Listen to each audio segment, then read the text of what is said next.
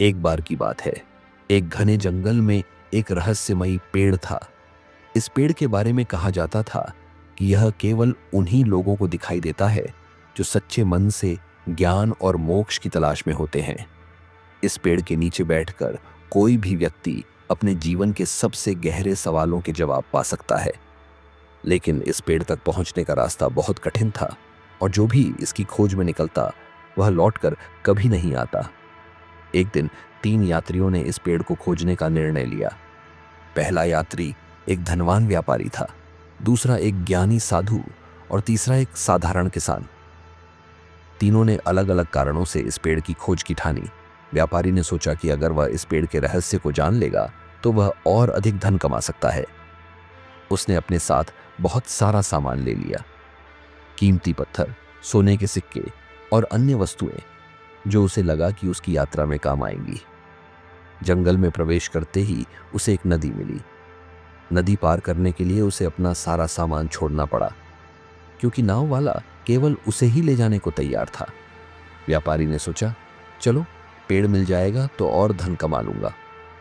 लेकिन जैसे जैसे वह आगे बढ़ा उसका मन लालच और चिंता से भर गया। अंत में वह एक गहरी खाई में गिर गया और वहीं खो गया। साधु ने सोचा कि अगर वह इस पेड़ के नीचे बैठकर ध्यान करेगा तो उसे परम ज्ञान प्राप्त हो जाएगा। उसने अपने साथ कुछ नहीं लिया, केवल एक कमंडल और एक चटाई। जंगल में प्रवेश करते ही उसे एक साधारण सा गांव मिला। गांव के लोगों ने उसे देखकर कहा, साधु महाराज, हमारे गांव में एक बीमार बच्चा है, क्या आप उसके लिए कुछ कर सकते हैं? साधु ने कहा, मैं तो ज्ञान की तलाश में हूं, मुझे समय नहीं है। और वह आगे बढ़ गया। लेकिन जैसे जैसे वह आगे बढ़ा उसका मन अशांत हो गया। उसे लगा कि उसने गलत निर्णय लिया है। अंत में वह एक गहरे अंधकार में खो गया। किसान ने सोचा कि अगर वह इस पेड़ के नीचे बैठेगा तो उसे अपने जीवन की समस्याओं का समाधान मिल जाएगा। उसने अपने साथ कुछ सूखा भोजन और पानी ले लिया।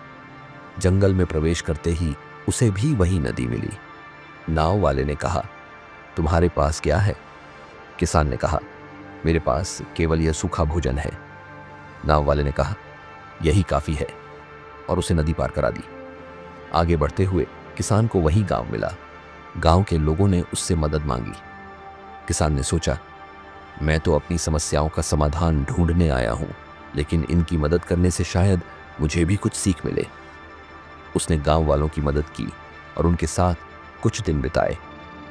जब वह आगे बढ़ा तो उसका मन शांत और प्रसन्न था। अंत में वह उस रहस्यमयी पेड़ के नीचे पहुंच गया। पेड़ के नीचे बैठकर किसान ने पाया कि उसकी सारी समस्याएं गायब हो गई थीं। उसे एहसास हुआ कि सच्चा ज्ञान और शांति दूसरों की मदद करने और सरल जीवन जीने में है।